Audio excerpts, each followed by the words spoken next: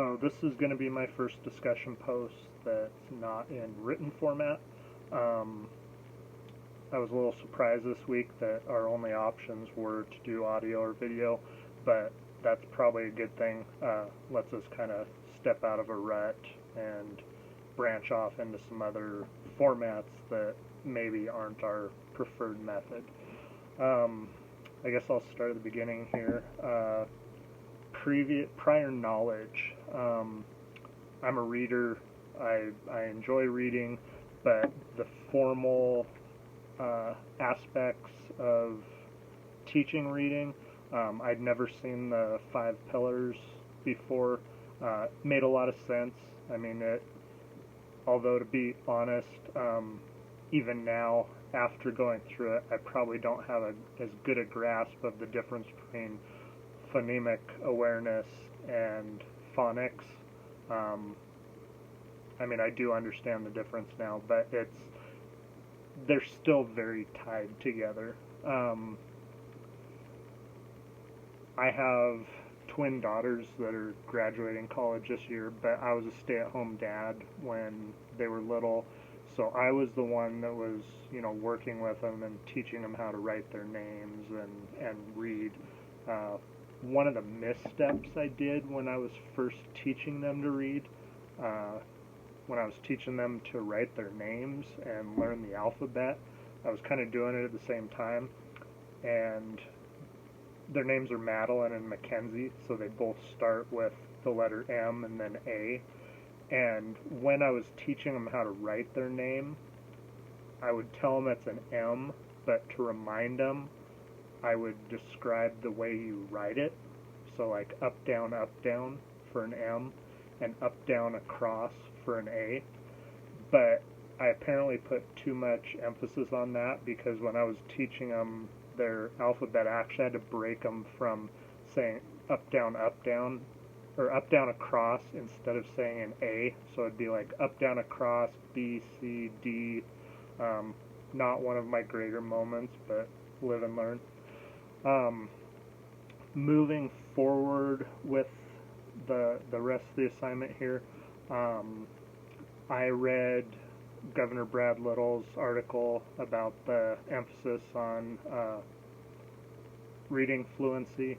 I mean, it's definitely important. I do think that a lot of math teachers took offense to that he was putting so much emphasis on the reading aspect when, in the article they mentioned that, what about early childhood numeracy? I mean, the importance of math at the early ages too, but it's all tied in together.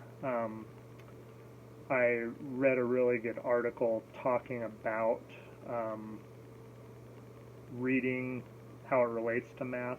Like a lot of math teachers aren't really interested in reading, and Gail hit on that point in her video, like, kindergarten to 3rd grade, yes, I mean, you're going to be teaching reading. It's a big part of what you're doing.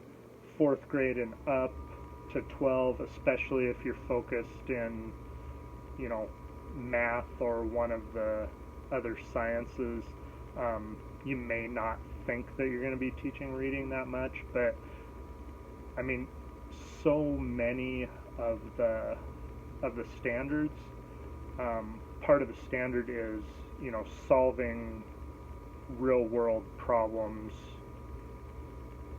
with math. I mean, solving a real world problem is going to involve a word problem. There was a really good article that basically about how mathematics texts differ from texts in other subjects.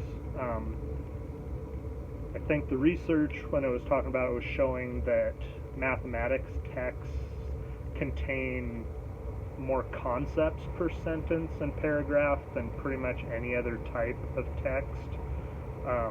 They're also written in a very compact style, so each sentence is going to contain a lot of information and not much repeating of information, so like redundancy. So it's definitely a different reading style that you're going to use to understand that. Because you're going to have not only words in the sentences, you're going to have numbers, you're going to have non-numeric symbols that you're going to have to figure out.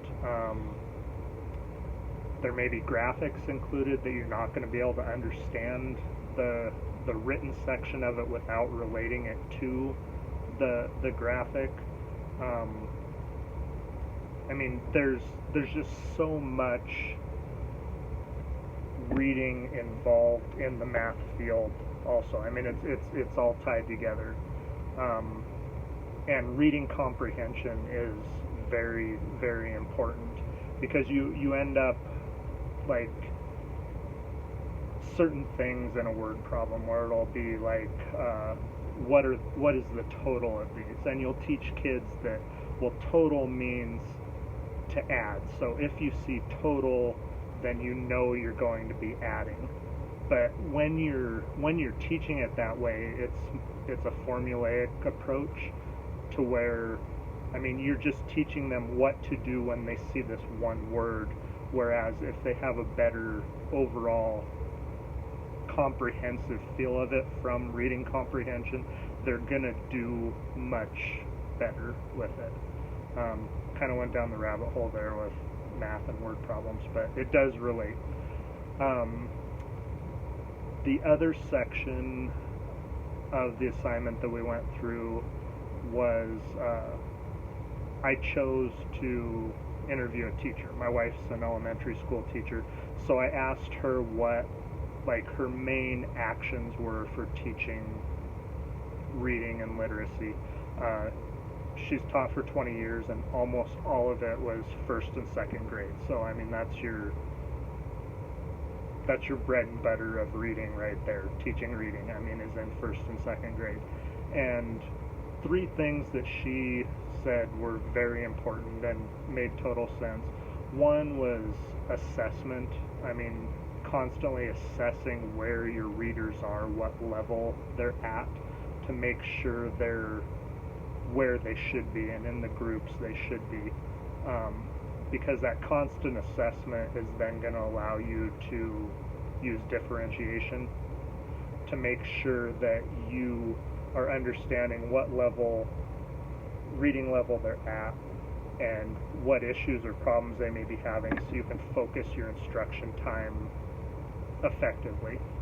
And then one thing she couldn't say enough about, and I do know this because I've helped her move her classroom several times, she has so many reading level books, and having a variety of choices and plenty of books at each reading level, so that there's always going to be books available for, you know, if you have a lot of kids at that reading level, making sure that there's books for all of them. But the most important part of that was not only having enough books available at the correct levels, but having books in subjects and basically the variety of interests that will catch kids' interest, so they'll want to read it.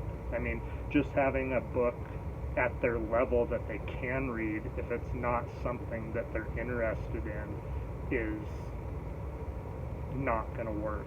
So having books at their reading level that are something that they're wanting to read, that they're wanting to learn more about, that they're excited to know about. Well, it looks like I've rambled on here for about 9 minutes so far, so I'm going to let that go. Thank you very much.